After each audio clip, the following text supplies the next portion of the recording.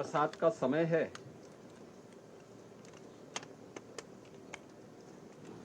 बाढ़ की आपदा से प्रदेश के कुछ जनपद प्रभावित हुए हैं।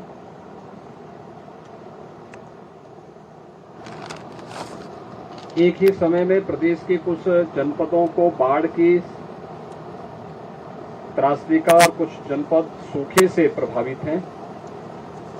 आज बाढ़ प्रभावित क्षेत्रों का दौरा करने के लिए मैं आया हूं। ये दूसरे चरण की बाढ़ की त्रासदी है। पहले चरण में यमुना नदी से सहारनपुर, मुजफ्फरनगर, शामली, बिजनौर, गाजियाबाद, बागपत ये जनपद प्रभावित हुए थे।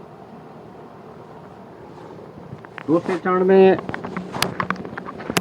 गंगा नदी से बदायूं, कासगंज,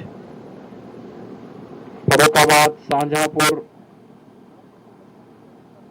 कन्नौज ये जनपद प्रभावित हुए हैं। यद्यपि बरसात यहाँ पर कम देखने को मिल रही है, लेकिन उत्तराखंड में बरसात ज़्यादा होने के नाते गंगा नदी का जलस्तर एकाएक बढ़ा है। वर्तमान में प्रदेश के अंदर 21 जनपदों के 721 गांव ऐसे हैं जो बाढ़ से प्रभावित हुए हैं, जिसमें लगातार राहत सामग्री वितरण की कार्रवाई युद्ध स्तर पर चल रही है। अब तक हम लोग प्रदेश में 45,900 से अधिक ड्राई राशन की किट, जिसमें 10 किलो चावल, 10 किलो आटा, 10 किलो आलू, 5 किलो उन्हें चना और भूजा का ड्राई राशन उन्हें उपलब्ध कराया जा रहा है। इसके अलावा दाल है, रिफाइंड तेल है, मसाले हैं, बरसाती है, ये सभी उपलब्ध करवाने के साथ साथ डिग्निटी किट भी उपलब्ध करवाने की कार्रवाई युद्ध स्तर पर की जा रही है। बाढ़ प्रभावित क्षेत्रों में जिस प्रकार से मनुष्यों को राहत के लिए ड्राई राशन उपलब्ध कराया जा रहा है, पशुओं के लिए भी चारे की व्यवस्था, जहां पे पूरा गांव घिर चुका हो, वहां पे कोई अन्य व्यवस्था न हो, वहां पे पशुओं के लिए भी राहत की जिससे चारा की वितरण की व्यवस्था वहां पर उपलब्ध करवाने के निर्देश दिए गए हैं। इसके साथ ही स्वास्थ्य विभाग को और अन्य संबंधित विभागों को भी इसके लिए अलर्ट किया गया है। प्रदेश में 2000 से अधिक नौकाओं को राहत और बचाव कार्य के साथ साथ 15 टीमें एनडीआरएफ, एसडीआरएफ और पीएसी की फ्लड यूनिट की लगी हुई हैं, जो राहत और बचाव के कार्यों के साथ जुड़ी हुई हैं। प्रभारी मंत्री, जिले के माननीय सांसद, विधायकगण, इन सब के नेतृत्व में बचाव और राहत कार्यों को युद्ध स्तर पर आगे बढ़ाया जा रहा है।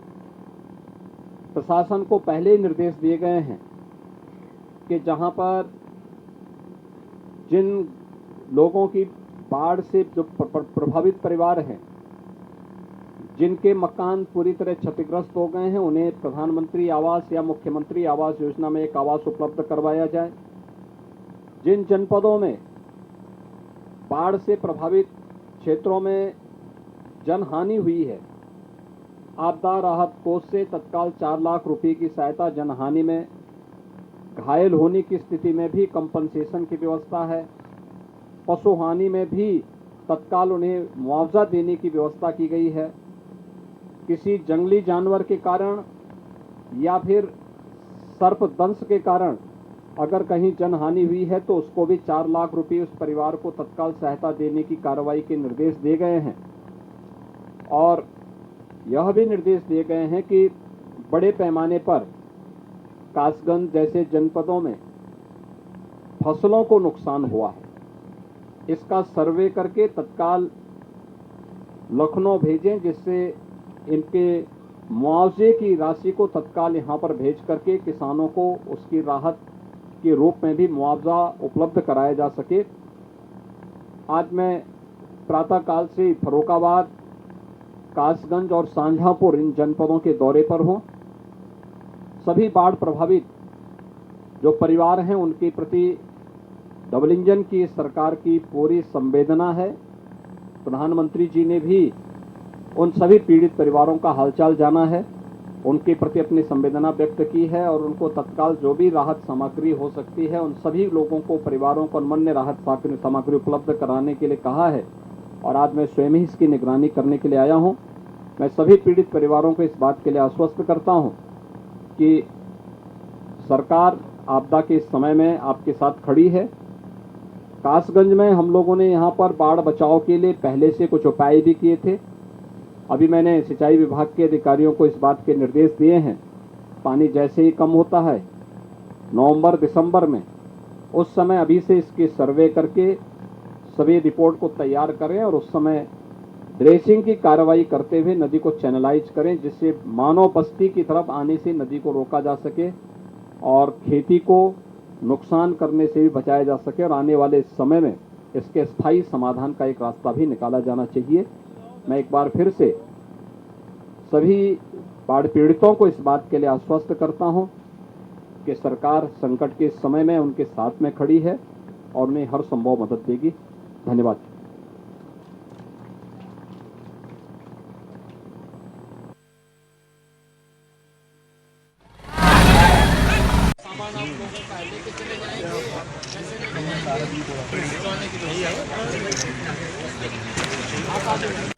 भैया कैमरा थोड़ा सा पीछे कर लीजिए भैया, टाइम खराब कर रहे हैं भाई साहब। अरे इधर सुन।